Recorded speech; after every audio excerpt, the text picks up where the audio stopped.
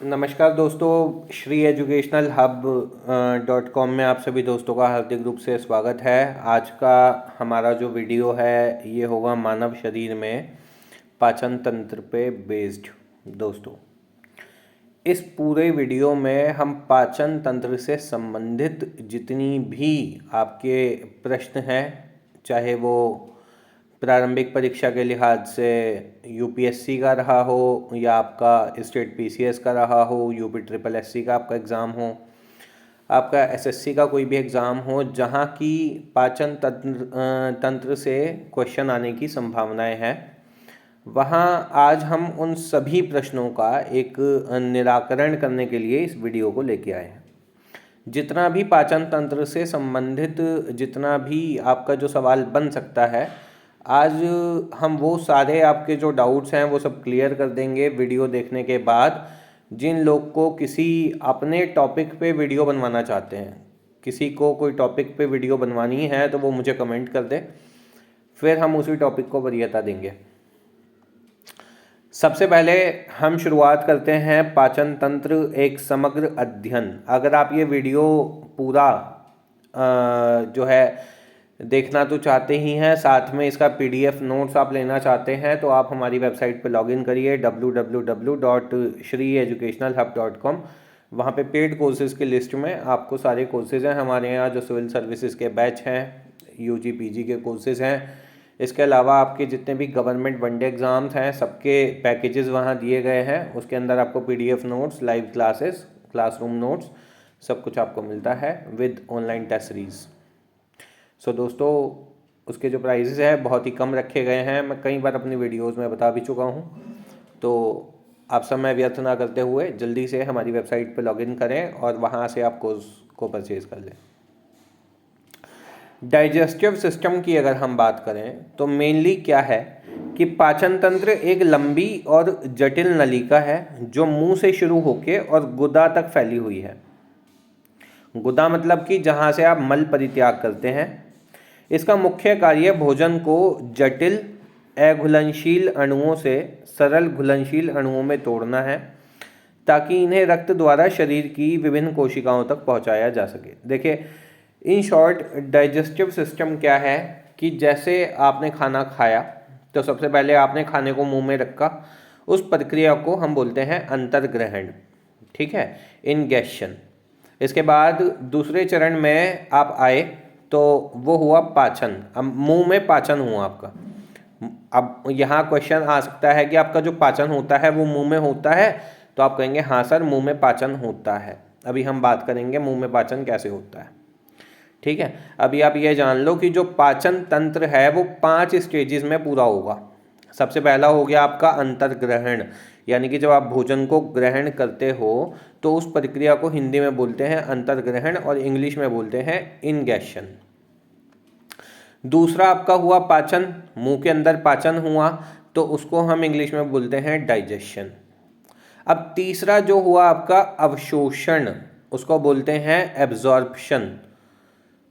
और चौथा हुआ आपका स्वांगीकरण, जिसको हम बोलते हैं एसिमिलिएशन। और पांचवा जो आपका स्टेप हुआ वो हुआ मल परित्याग, जिसको हम बोलते हैं ईगेशन। अब यहाँ इसका मतलब क्या है कि जो खाना है वो बड़े टुकड़ों से छोटे छोटे और घुलनशील, जो घुलने में, पानी के अंदर घुलने में, लार के अंदर लार के साथ घुलने में सहायक हो, ऐसे टुकड़ों में तोड़ के और ब्लड के रास्ते शरीर के जो विभिन्न विभिन्न जो सेल्स हैं उन तक पहुंचाने का काम करता है। पाचन की मुख्य प्रक्रिया हम आपको बता चुके। सबसे पहला है अंतर्ग्रहण, जबकि आप भोजन को मुंह में लेते हैं।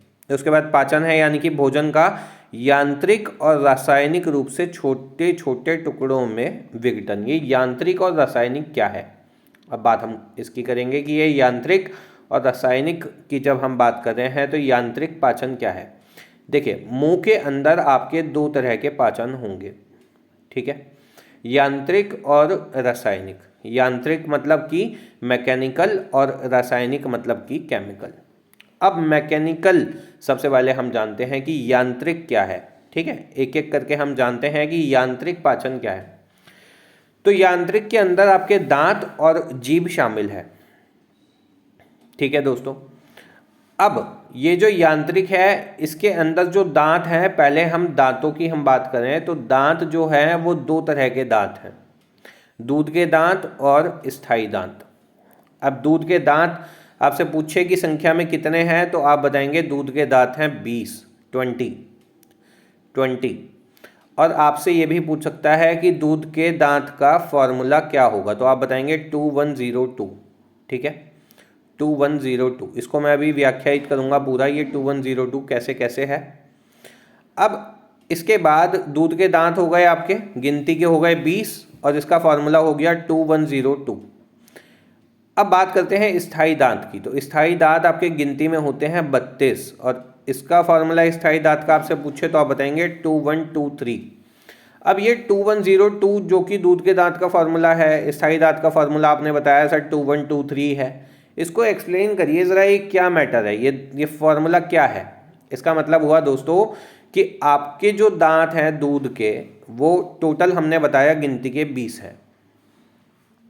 20 को दो पार्ट्स में डिवाइड कर लो तो 10 ऊपर के दांत ऊपर के जबड़े में और 10 नीचे के जबड़े में दांत, 10 ऊपर की तरफ और 10 नीचे की तरफ।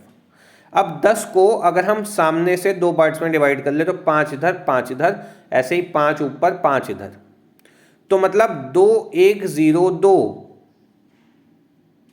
समझ लो, 2102। तो अब यहाँ ध्यान से देखने पे तुम्हें क्या पता चलेगा कि अगर तुम 20 के तुमने 4 पेयर बना लिए मुंह के अंदर, 2 लेफ्ट राइट के ऊपर के, 2 लेफ्ट राइट के नीचे के, तो जब 20 को आपने दो पार्ट्स में डिवाइड करा तो 10 और 10 को दो पार्ट में डिवाइड करोगे तो 5 5, यानी कि 5 5 के 4 जोड़े, समझ लो। तो यहाँ पे क्या हुआ कि मतलब आपके 2102 का मतलब क्या हुआ कि इसमें दो दांत जो हैं वो कृंतक हैं। अब जब दो दांत कृंतक ऊपर हैं तो दो दांत ही कृंतक लेफ्ट वाले में होंगे तो दो राइट वाले में होंगे ऊपर वाले में, ऐसे ही दो नीचे वाले राइट में होंगे तो नीचे वाले लेफ्ट में भी होंगे। समझ आ गई बात। इसी तरीके से आपको ये याद रखना है कि सर दूध के दांत में जो फॉर्मूला आपने बताया है 2102 वाला, इसमें दो दांत कृंतक दांत हैं जिनको इंसीजर्स बोलते हैं, एक दांत हमारा रदनक है जिसको कैनाइन बोलते हैं, दो दांत हमारे अग्र चवर्णक हैं जिनको हम प्रीमोलर्स बोलते हैं, और 3 दांत हमारे चवर्णक हैं जिनको कि हम मोलर्स बोलते हैं। अब हमने ये कहा कि सर हमारी सारी बात ठीक है, तो 2102 का मतलब क्या हुआ, मतलब कि दो दांत हमारे कृंतक होंगे बच्चों में, एक रदनक होगा बच्चों में, और दो हमारे चवर्णक होंगे यानी कि मोलर होंगे। अब यहाँ क्वेश्चन बनेगा कि सर आपने बताया कि प्री मोलर्स भी होते हैं स्थायी दांत में, लेकिन यहाँ जो दूध के दांत हैं इनमें प्री मोलर्स है नहीं, तो प्री मोलर्स आपसे पूछे तो आप बताएंगे प्री मोलर्स बच्चों में नहीं होते हैं। तो बच्चों में कौन सा होता है, विजडम टूथ, अक्कल वाला जो दांत है वो होता है बच्चों में। ये चीज़ आप जान लो। ये दांत का आपका पूरा हमने कंसेप्ट समझ लिया होगा, ठीक है। इसके बाद हम बात करते हैं, अगर टंग की हम बात करें तो जीभ जो है आपकी, जीभ से संबंधित जो परीक्षा में प्रश्न बन सकते हैं वो ये बन सकता है कि आपकी जो जीभ है उसके पश्च भाग में कड़वा स्वाद आप महसूस करते हैं, उसके अग्र भाग मतलब आगे के भाग में आप मीठा महसूस करते हैं, और बीच का जो भाग है उसमें आप खट्टा महसूस करेंगे, और जो साइडों वाला भाग है लेफ्ट राइट वाला उसमें आप नमकीन टेस्ट महसूस करेंगे।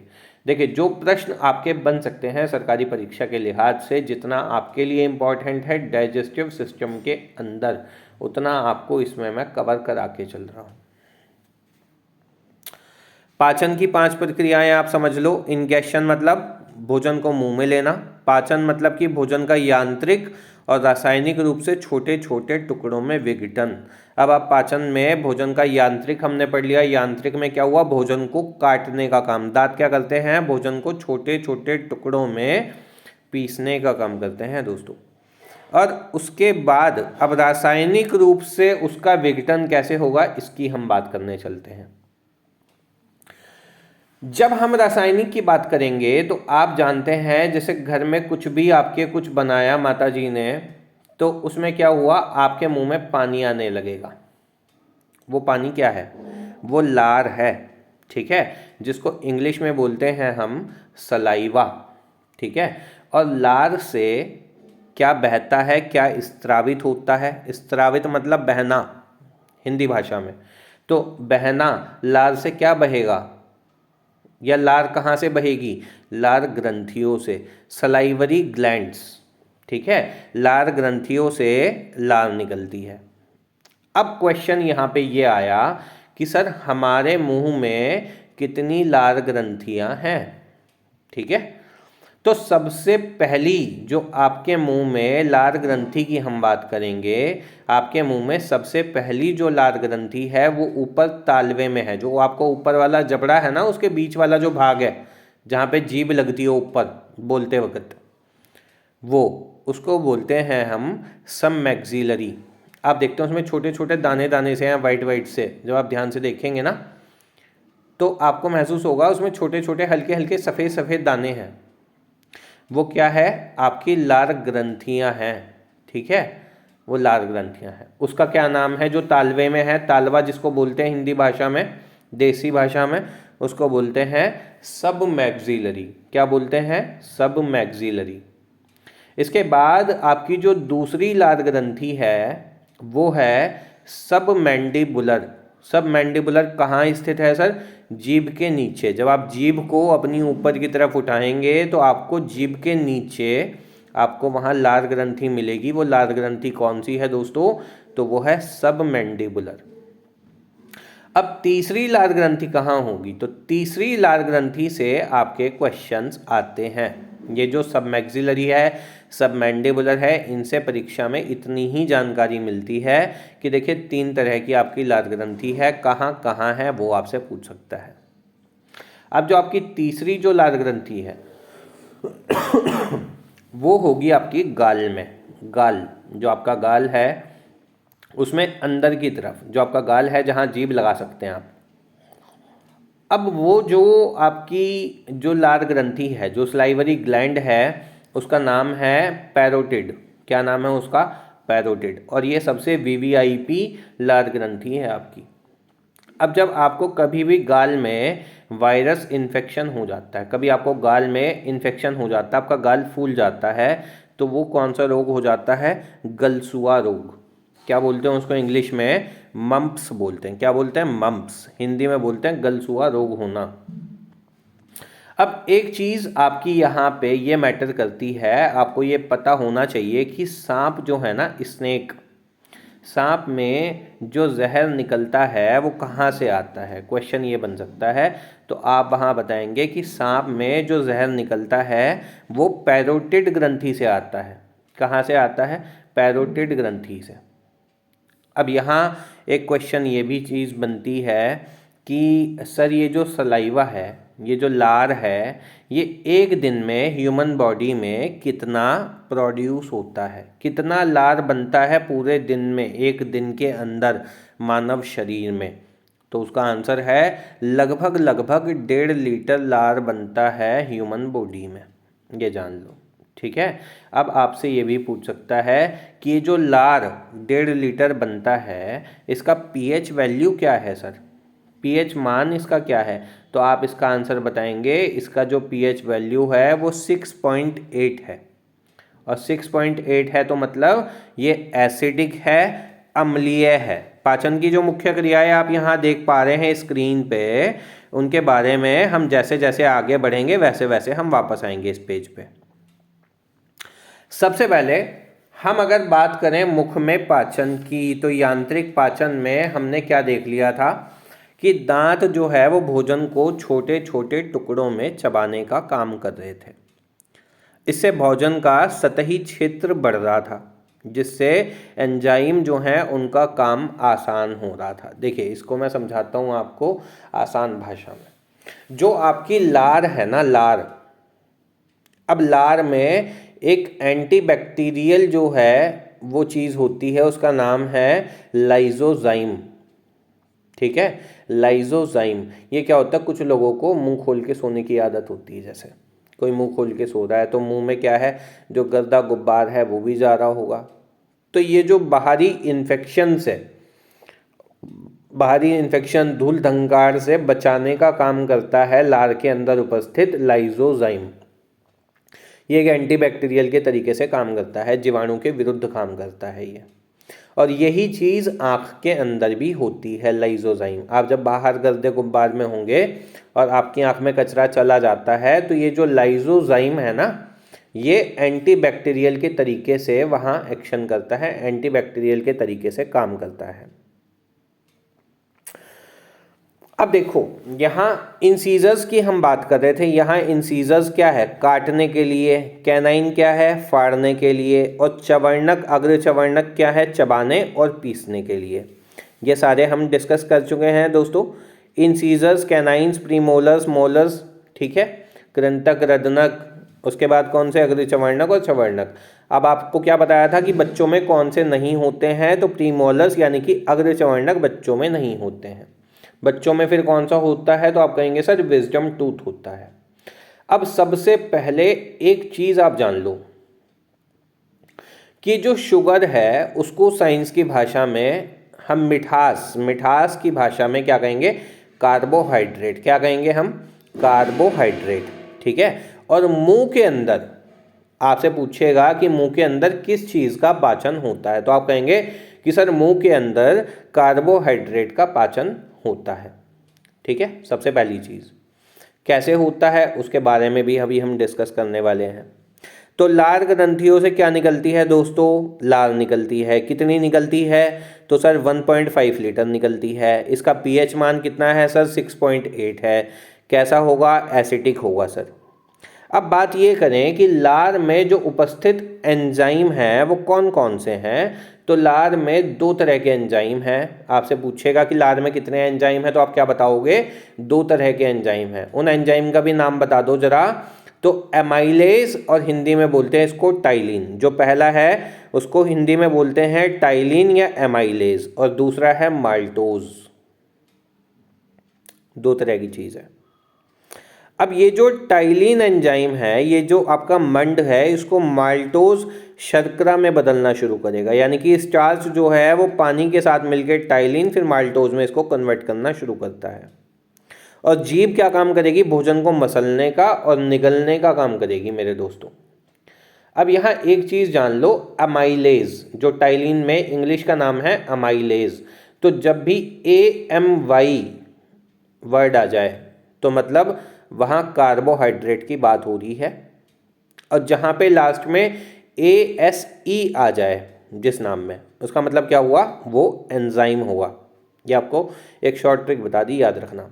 और ये दोनों ही एंजाइम जो हैं, माल्टोज और टाइलिन, इंग्लिश में अमाइलेज बोलते हैं इसको, ये दोनों ही एंजाइम कार्बोहाइड्रेट को डाइजेस्ट करने में मदद करते हैं। इम्पॉर्टेंट है ना, ये बहुत इम्पॉर्टेंट टॉपिक है।